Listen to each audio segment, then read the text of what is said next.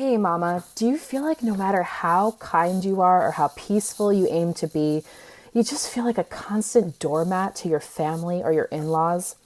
Do you find yourself ever wondering how long you'll be walked all over and when your voice will be finally heard in your extended family when it comes to raising your kids?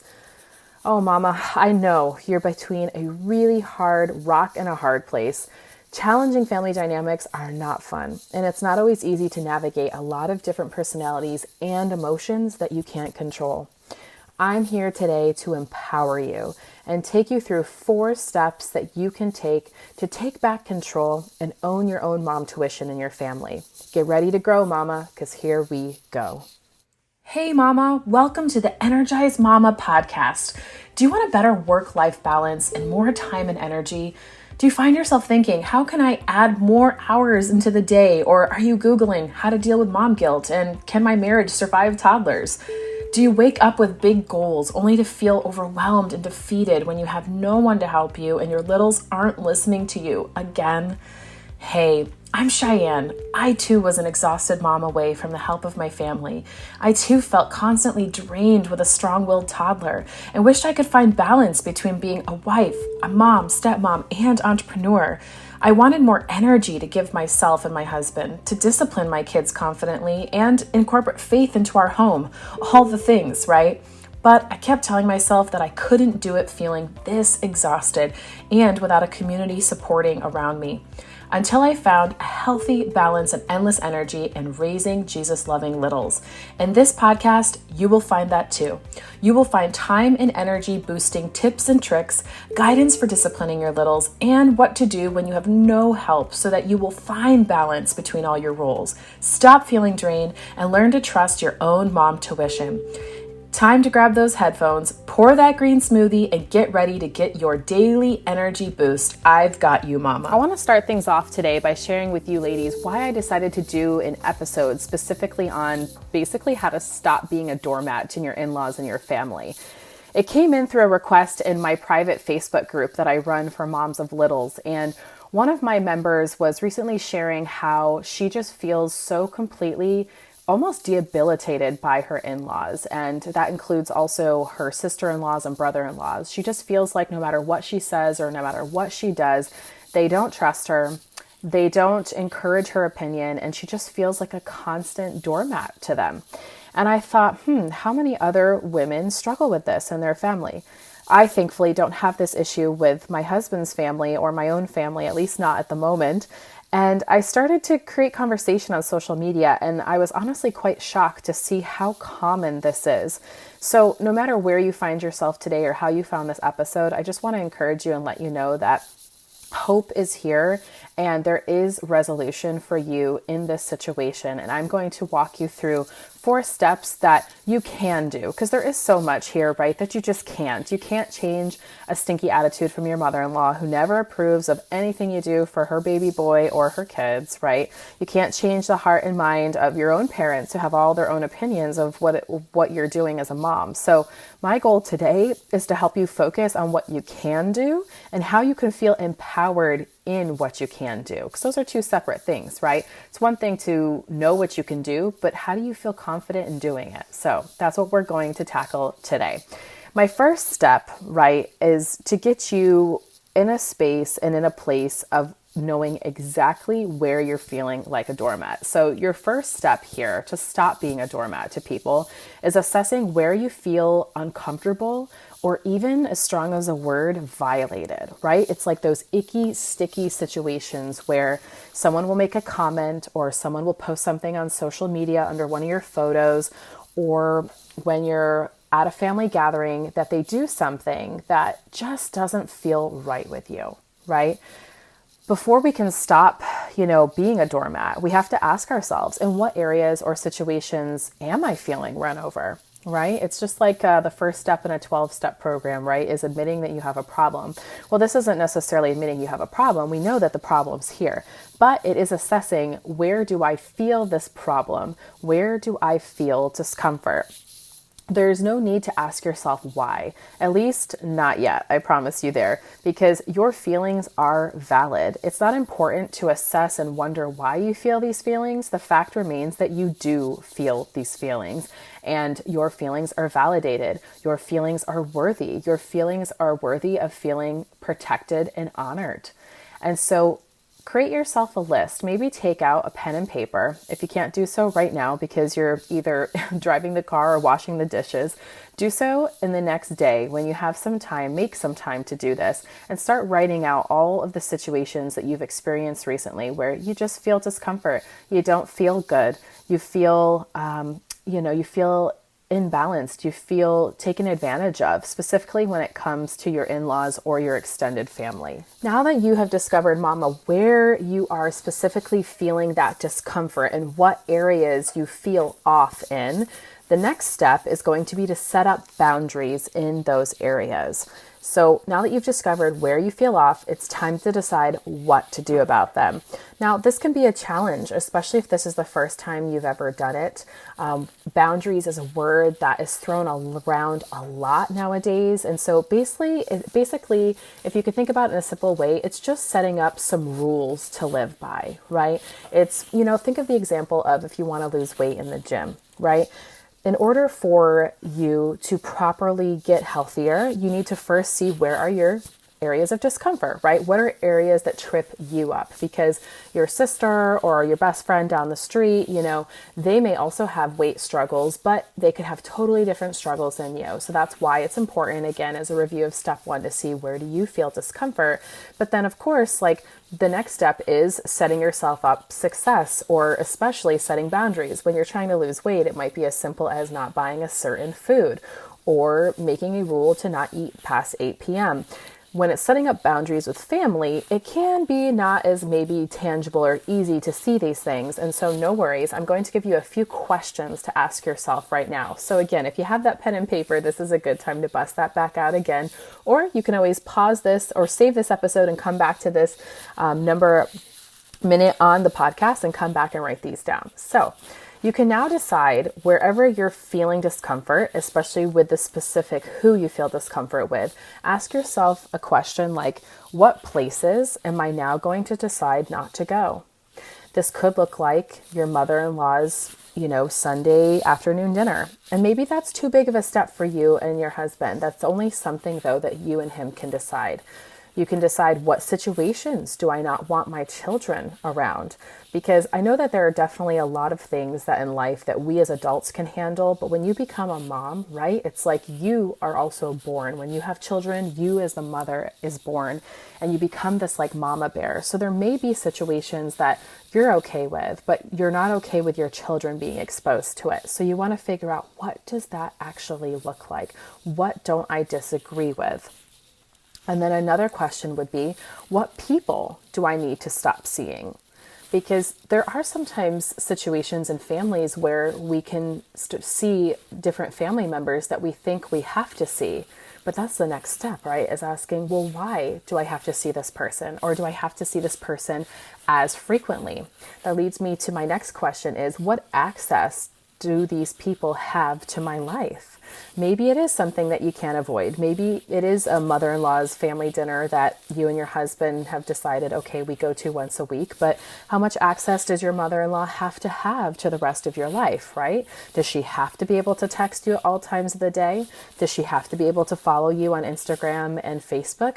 These are only questions that you can answer. So spend some time journaling them, and I would really encourage you to talk about them with your husband as well, so that you can set up the proper boundaries in place for you and your family. All right, Mama. So step 3, after you've assessed where you feel uncomfortable, then setting up the boundaries, the next step could be one of the most challenging, but I promise you, you're so more than capable, is to communicate the boundaries. Okay, so now it's time to take action. You can actually share your boundaries. I want to give you full permission without the other person agreeing to it.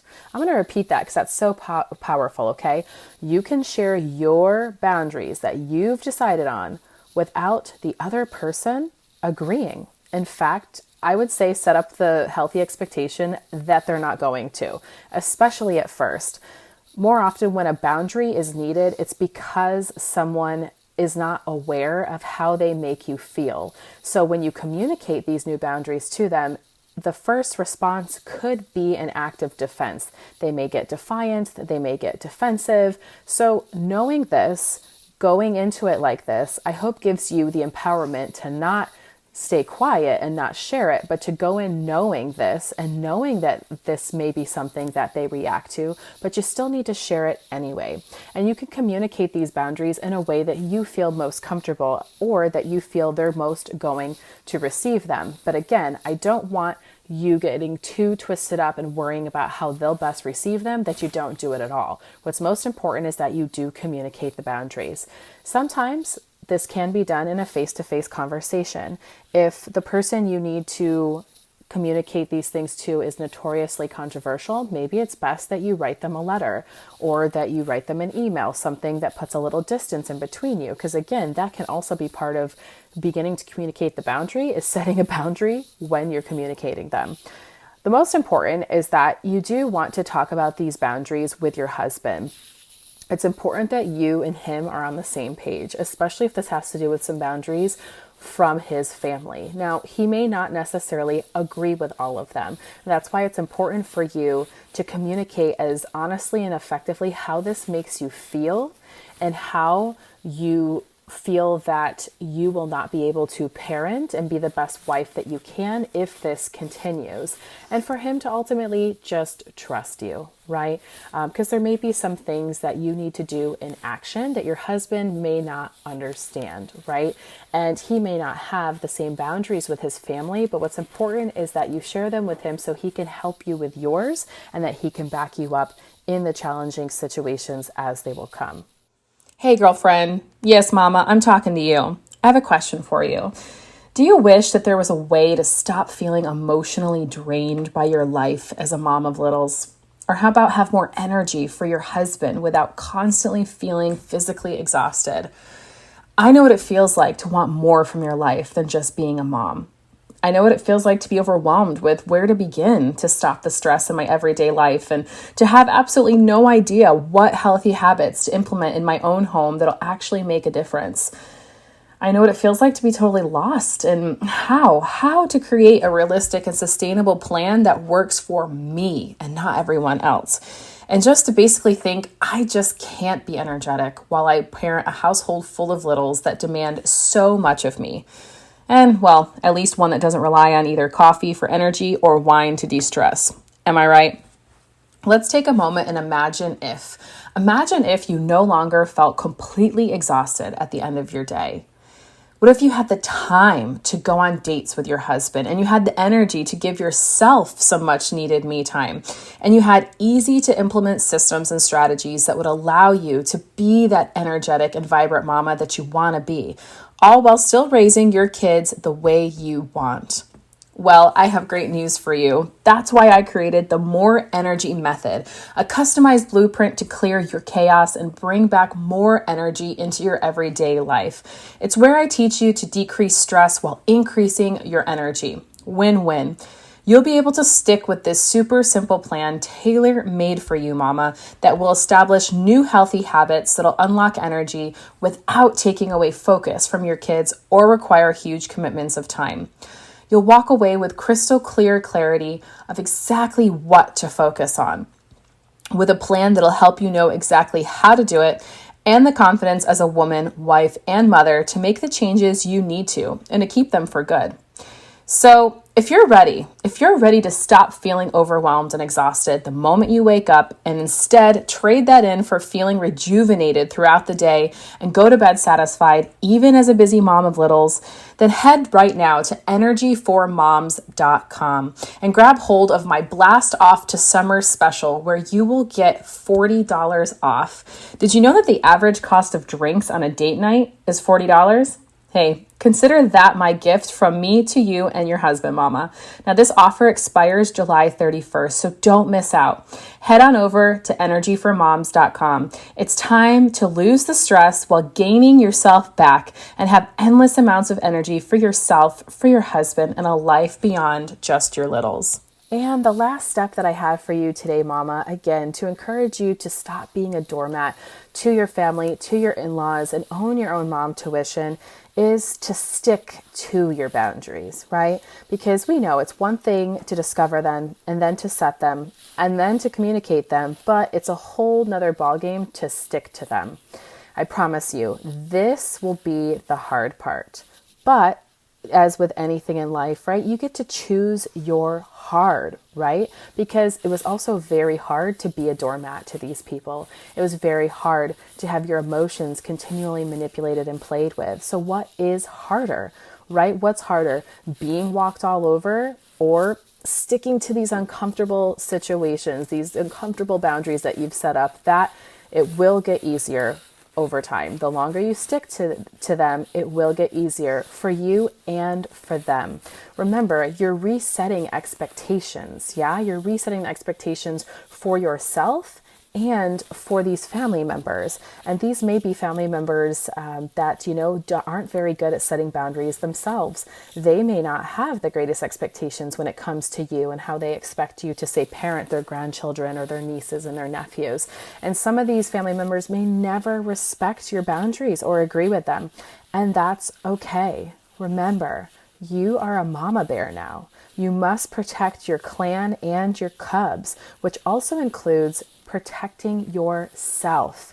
You are worthy. You are worthy. You are important enough to have these boundaries, and not just to have these boundaries, but also stick to them and stick to them for the long term.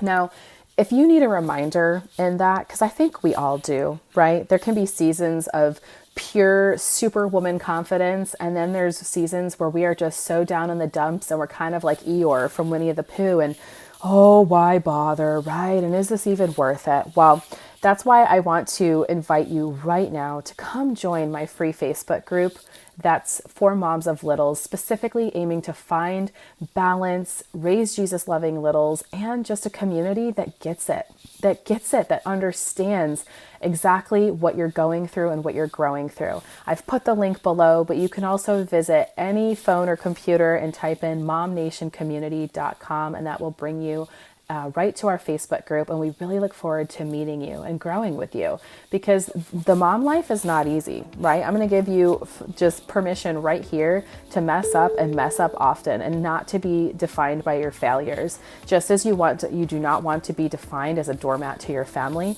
you don't want to be defined by the ways that you mess up and the boundaries that you may cross or the boundaries that you may forget to stick to. And that's okay. This is a learning process. It's just like any kind of journey. When you look at a destination, you don't get there by going in a straight path. Sometimes it looks a little this way and that way, left, right. You see recalculating, you see going around in circles. But again, just want to remind you that you do not have to do that alone. And I would love to be someone who personally connects with you, encourages you, and the best way I can do that is by you joining our community at momnationcommunity.com.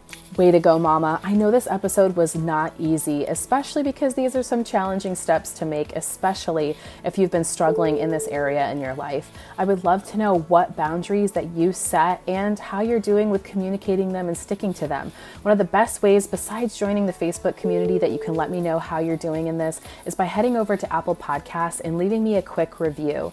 This is the best way that I know your feedback about each episode, and I make sure that I keep prepping and planning episodes that speak to you and your heart. So I just want to already say thank you so much for writing a review. Thank you so much for joining me here today. And I look forward to encouraging the shoot out of you and loving you even more on the next episode of Mom Nation. I'll see you there.